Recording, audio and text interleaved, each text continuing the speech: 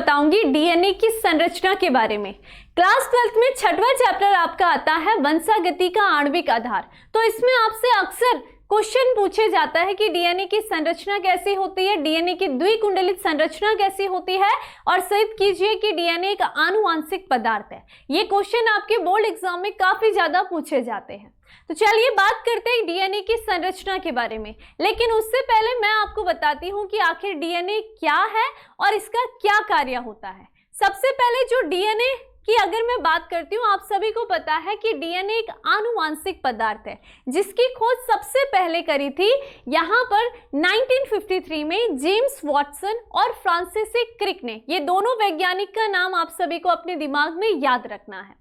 उसके बाद बात करते हैं कि आखिर यहाँ पर डीएनए उपस्थित कहाँ होता है। तो डीएनए की जो उपस्थिति होती है वो बहुत सारी कोशिकाओं में कहाँ होंगी, कोशिका के केंद्रक में उपस्थित होती है। केंद्रक में भी एक संरचना प्रेजेंट होती है जिसे हम कहते हैं गुणसूत्र, और इस गुणसूत्र के अंदर ही डीएनए बंधते चले जाते हैं। ठीक है, उसके बाद अगर हम इसके कार्य की बात करते हैं तो आनुवांशिक पदार्थ है, तो यहाँ पर जितनी भी आनुवांशिक क्रियाएं होती हैं उनका जो संचालन करना होगा वो सारी सूचनाएं डीएनए में ही निहित होती है, और साथ ही साथ जो भी प्रोटीन संश्लेषण की क्रियाओं को नियंत्रित करने का काम होता है वो किसका कार्य होगा, डीएनए का होगा। चलिए अब आपको बता देती हूँ कि डीएनए का नाम, यहाँ पर डीएनए की जो फुल फॉर्म होती है वो क्या होगी। तो यहाँ पर डीएनए की फुल फॉर्म है डीऑक्सी राइबोन्यूक्लिक एसिड। क्या बोला मैंने, डीऑक्सी राइबोन्यूक्लिक एसिड। अब आप सभी को पता भी चल जाएगा कि आखिर यहाँ पर हमने डीऑक्सी राइबोन्यूक्लिक एसिड क्यों कहा है। आप सभी को पता होना चाहिए जो डीएनए का नेचर होता है वो कैसा होगा, एक एसिडिक, यानी कि डीएनए एक अम्लीय संरचना होती है। साथ ही साथ न्यूक्लियस में प्रेजेंट होने के कारण हमने इसको क्या कहा है, न्यूक्लिक एसिड कहा है। अब आप सभी के दिमाग में ये क्वेश्चन आ रहा होगा कि डीऑक्सी हमने क्यों कहा है, डीऑक्सी राइबो हमने क्यों कहा है। तो इसके पीछे रीजन है, वो रीजन आपको तब समझ में आएगा जब आप डीएनए की संरचना को पढ़ोगे। तो चलिए मैं आपको बताती हूँ कि डीएनए की संरचना कैसी होती है।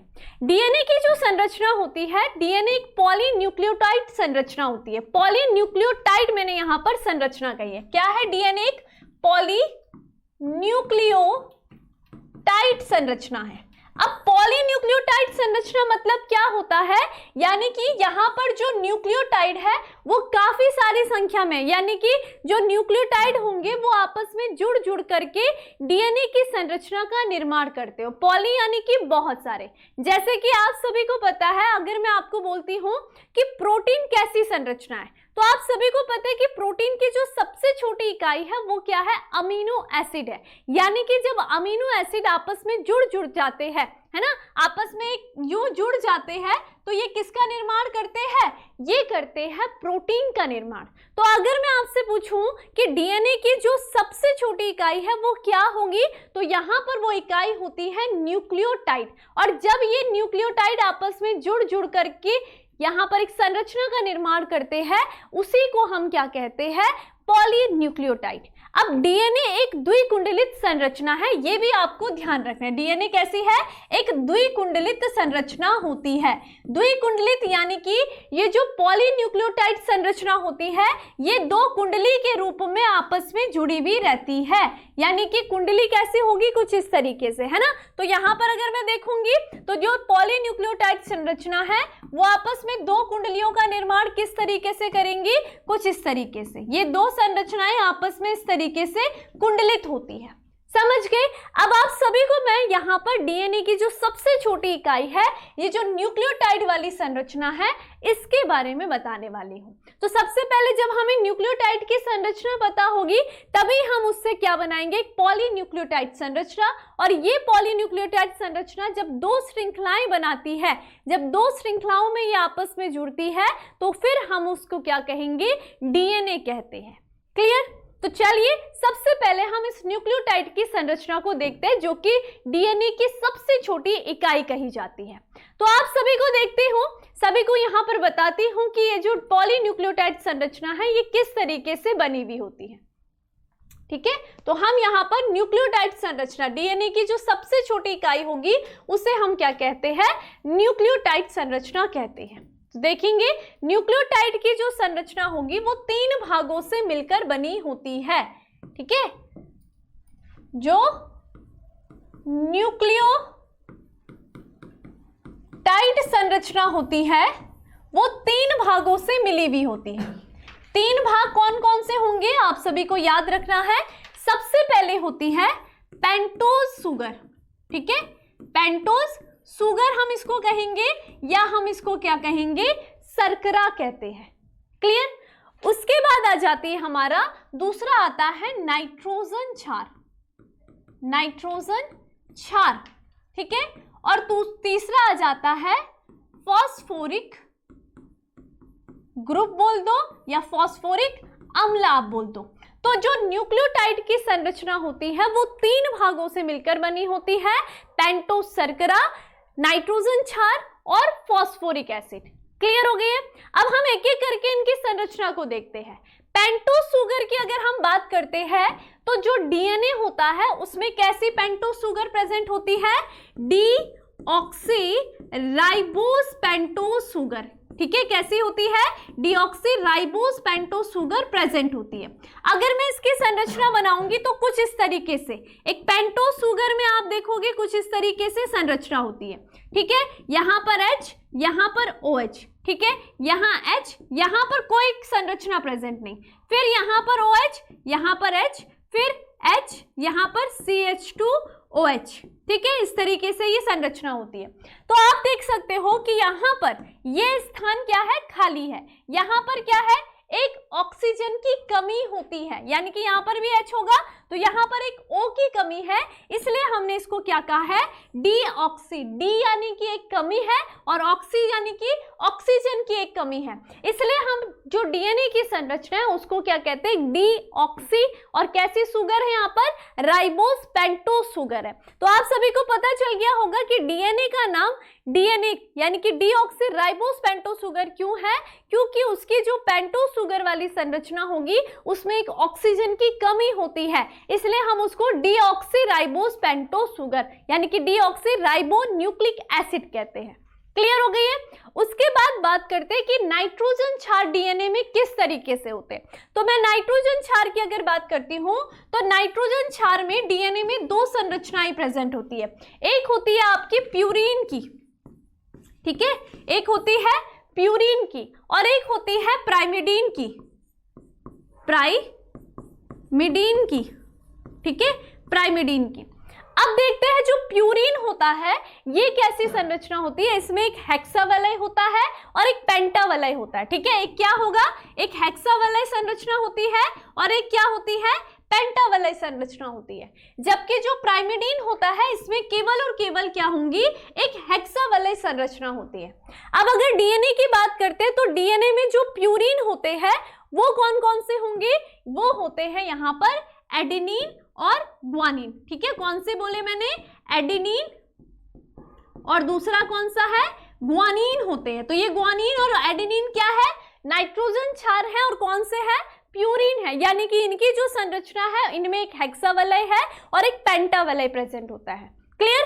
उसके बाद प्राइमिडीन की अगर मैं बात करती हूँ तो प्राइमिडीन में केवल एक हेक्सावलय होता है और डीएनए में 2 यहाँ पर प्राइमिडीन प्रेजेंट होते हैं। कौन कौन से, साइटोसिन और थाइमिन। ठीक है, कौन सा, साइटोसिन और कौन सा होगा, थाइमिन प्रेजेंट होता है।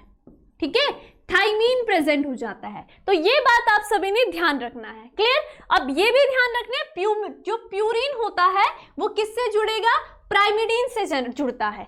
मैंने कहा ना डीएनए कैसी संरचना है, द्विकुंडलित संरचना है। तो ये जो कुंडलन हो रहा है, ये जो आपस में दोनों कुंडली आपस में जुड़ी हुई है वो इस नाइट्रोजन क्षार की वजह से ही जुड़ी हुई है, क्योंकि नाइट्रोजन यानी कि प्यूरीन जो होते हैं वो प्राइमिडीन से हाइड्रोजन बॉन्ड के द्वारा, कौन से बॉन्ड के द्वारा, हाइड्रोजन बॉन्ड के द्वारा ये आपस में जुड़े होते हैं। जैसे कि मैं बात करूंगी यहाँ पर जो एडेनिन होता है वो डबल हाइड्रोजन बॉन्ड के साथ थाइमिन से जुड़ा हुआ होगा।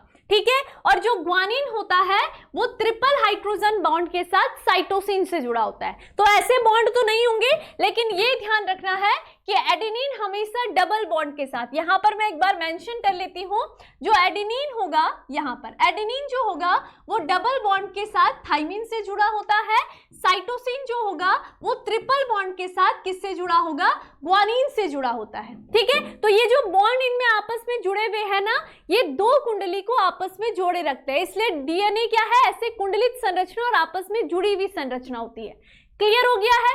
उसके बाद हम बात करते हैं कि इसमें क्या होता है, फॉस्फोरिक एसिड होता है। फॉस्फोरिक एसिड यानी कि H3PO4 यहां पर प्रेजेंट होता है। क्या होता है, H3PO4 प्रेजेंट होता है कुछ इस तरीके से। इसमें क्या है, OH यहां पर इस तरीके से स्थित होते हैं, H3PO4 की संरचना। तो ये एक क्या होती है, न्यूक्लियोटाइड की संरचना होती है। और जब यहां पर न्यूक्लियोटाइड संरचना आपस में जुड़ करके एक पूरी श्रृंखला का निर्माण करते हैं, उसी को हम क्या कहेंगे, पॉलीन्यूक्लियोटाइड श्रृंखला। और वो पॉलीन्यूक्लियोटाइड श्रृंखला जब द्विकुंडलित अवस्था में आती है तो वो डीएनए का निर्माण करती है। आप यहां पर देख सकते हो।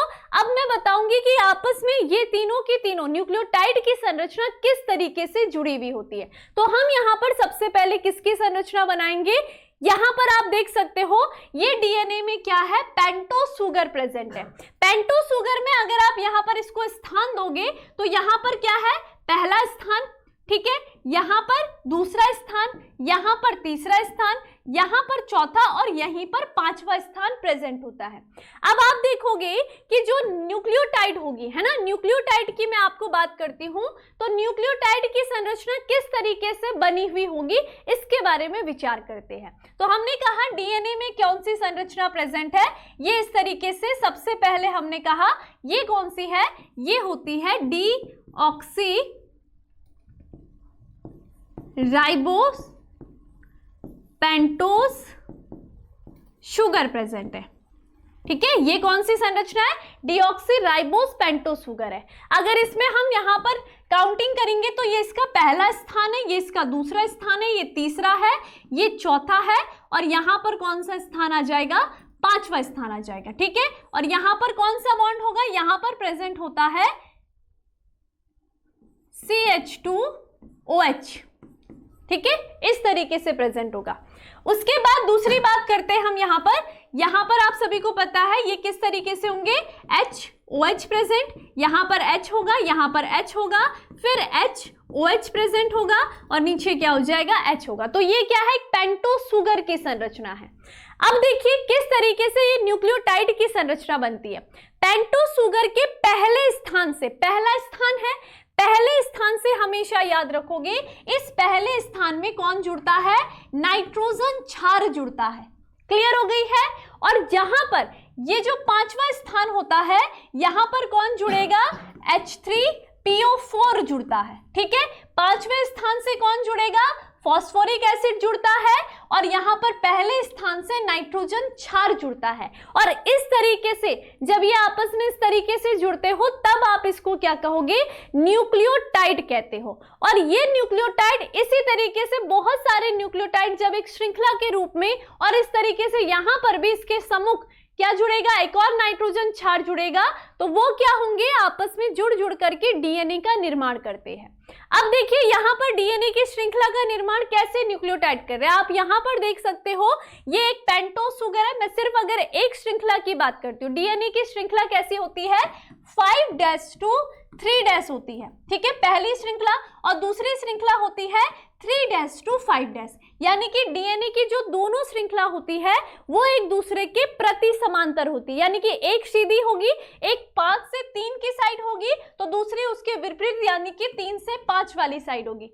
जब मैं एक श्रृंखला आपको दिखाऊंगी तो वो कुछ इस तरीके से आपस में न्यूक्लियोटाइड आपस में जुड़े होते हैं, एक पॉलीन्यूक्लियोटाइड एक 5 से 3 श्रृंखला का निर्माण कर रहे हैं। आप सभी देख सकते हो ये पांचवें सिरे में फॉस्फोरिक एसिड जुड़ा हुआ है, और पहले स्थान से कौन जुड़ा है, बेसिक जुड़ा है। ठीक है, तीसरे स्थान से वापस यहां पर फॉस्फोरिक एसिड के बीच में यहां पर क्या होगा, बंध बनता है। ये जो बंध बनता है ना, दो न्यूक्लियोटाइड के मध्य में जो बंध बनता है, इसे हम क्या कहेंगे, फॉस्फोडाइएस्टर बॉन्ड कहते हैं। ठीक है, यहां पर क्या होगा, यहां पर तीसरे स्थान से इसके साथ एक और क्या है, नाइट्रोजन क्षार जुड़ा हुआ है, इसे हम क्या कहेंगे, जो बंध प्रेजेंट है इसको हम फॉस्फोडाइएस्टर बॉन्ड कहते हैं, यानी कि दो न्यूक्लियोटाइड को जोड़ने वाले बंध को फॉस्फोडाइएस्टर बॉन्ड कहेंगे। अब अगर आपसे ये पूछ लिया जाएगा कि जो पहले स्थान पर नाइट्रोजन क्षार इस पेंटोस शुगर से जुड़ा हुआ है, तो कौन से बंध के द्वारा जुड़ा होता है, आप सभी को याद रखना है, ये जो बंध प्रेजेंट है नाइट्रोजन क्षार जिस बॉन्ड के द्वारा पेंटोस शुगर से जुड़ा हुआ है, इस बंध को हम क्या कहते हैं, एन ग्लाइकोसिडिक बॉन्ड कहते हैं, ठीक है, एन ग्लाइकोसिडिक बॉन्ड कहते हैं। और यहां पर पांचवें स्थान से जो फॉस्फोरिक एसिड है वो पेंटोस शुगर से जुड़ा होता है, कौन से बॉन्ड के द्वारा, फॉस्फोएस्टर बॉन्ड के द्वारा, फॉस्फोएस्टर बॉन्ड के द्वारा।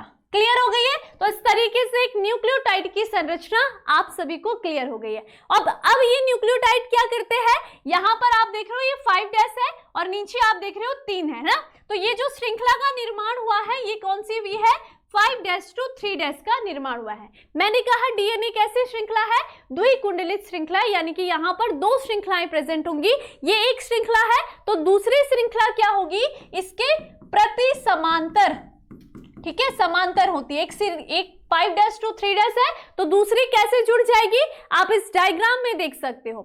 ये अगर 5 डैश टू, ये वाली श्रृंखला 5 डैश टू 3 डैश श्रृंखला है ना, सीधी सीधी है, तो दूसरी क्या हो जाएगी, इसके ठीक अपोजिट हो जाएगी, यानी कि ये हो जाएगी 3 डैश टू 5 डैश श्रृंखला है, यानी कि इसमें जो पेंटोस शुगर होगी वो इस तरीके से जुड़ा होगा, वो इस तरीके से क्या होगा, उल्टी स्थित होगी, ठीक है, यानी कि इसका क्या हो जाएगा, इसका जो पहला सिरा है वो यहाँ पर स्थित है, यहाँ पर नाइट्रोजन बेस जुड़ा होगा और यहाँ पर क्या जुड़ा होगा, फॉस्फोरिक एसिड जुड़ा होता है, ठीक है, और इस तरीके से ये एक डीएनए का निर्माण करेंगे, इस तरीके से। यहाँ पर अगर मैं आपको 2 श्रृंखलाओं में दिखा रही हूँ, ये फॉस्फोरिक एसिड है, ठीक है, इनके मध्य में भी यहाँ पर क्या जुड़ा है, फॉस्फोएस्टर बॉन्ड जुड़ा है। फॉस्फोएस्टर बॉन्ड क्या कर रहा है, इस तरीके से इन श्रृंखलाओं को जोड़ रहा है।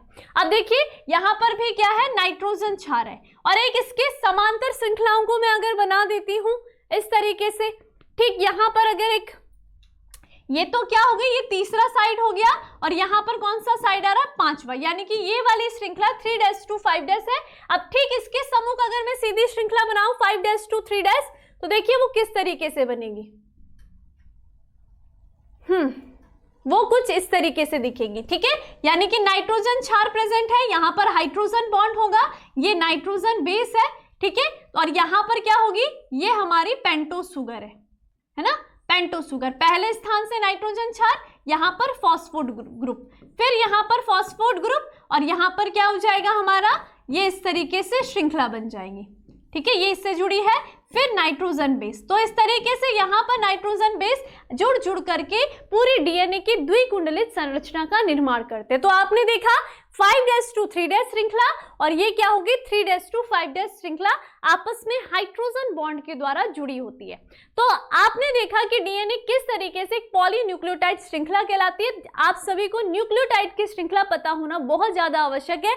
न्यूक्लियोटाइड की संरचना 3 संरचनाओं से मिलकर बनी होती है, एक होगी पेंटोस शुगर, दूसरा नाइट्रोजन क्षार, तीसरा फॉस्फोरिक एसिड। ये तीनों आपस में मिलकर के न्यूक्लियोटाइड का निर्माण करते हैं। न्यूक्लियोटाइड आपस में जुड़ करके श्रृंखलाओं का निर्माण करेंगे, और ये श्रृंखलाएं जब आपस में कुंडलित हो जाती है तो डीएनए का निर्माण होता है, ठीक है। तो चलिए फिर आज के लिए इतना ही। वीडियो पसंद आई तो लाइक, शेयर और कमेंट जरूर कीजिए। धन्यवाद।